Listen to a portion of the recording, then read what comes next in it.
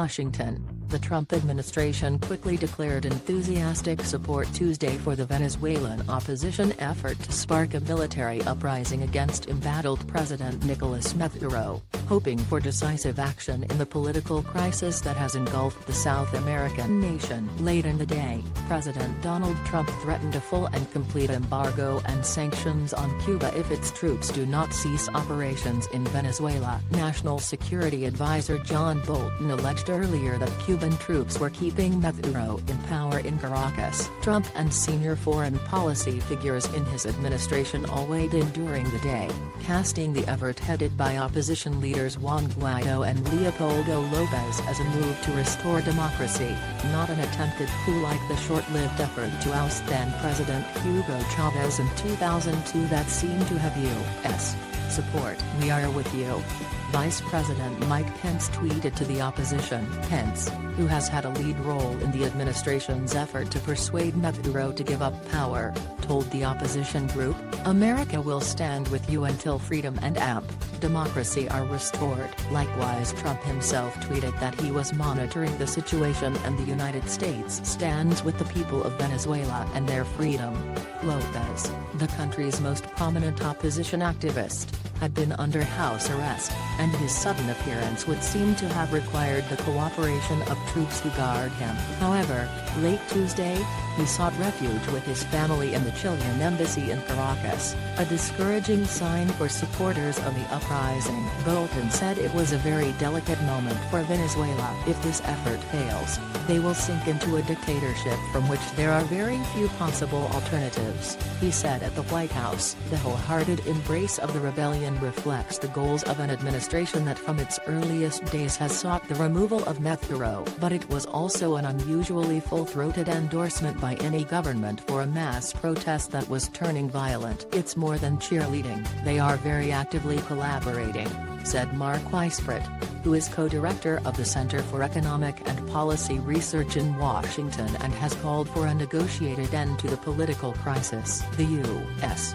and about 50 other nations take the position that Maduro's re-election last year was irrevocably marred by fraud and he is not the legitimate president of Venezuela, a once prosperous nation that has the world's largest proved oil reserves. In January, the administration took the unusual step of recognizing Guaido, the opposition leader of the National Assembly, as interim president. It also imposed punishing sanctions on Venezuela's oil sector, deepening the country's economic crisis. Despite these and other measures, Maduro, the hand-picked successor to Chavez, has retained his hold on the country and the support of the security services. That support had seemed to crack Tuesday with the launch of what the opposition was calling Operation Freedom, which began with the early morning release of a short video of Guaido and Lopez alongside a few dozen National Guardsmen urging people to take to the streets. "What we are seeing today in Venezuela is the will of the people to peacefully change the course of their country from one of despair to one of freedom and democracy," Secretary of State Mike Pompeo tweeted in an early reaction. The U.S. stands with them. Still, the Trump administration was caught slightly off guard by Guaido's decision to launch the campaign on Tuesday. Elliot Abrams, the special representative for Venezuela, said the administration had expected major marches and protests to take place on Wednesday for the May Day holiday. At some point after that, Abrams said, U.S. officials had been led to believe that the chief judge of Venezuela's Supreme Court, the defense minister and the chief of the Presidential Guard would declare their support for the Constitution and, by extension, renounce Maduro's leadership. Abrams said U.S. officials believed such a step would galvanize public support for Guaido. What was going to happen, we were told, was that they would announce their support for the Constitution, he told reporters at the State Department. That did not occur and Abrams said the situation on the ground remains confused. Nonetheless, Abrams said he had been in contact with Guaido by text message at mid-afternoon and the opposition leader seemed buoyant and determined.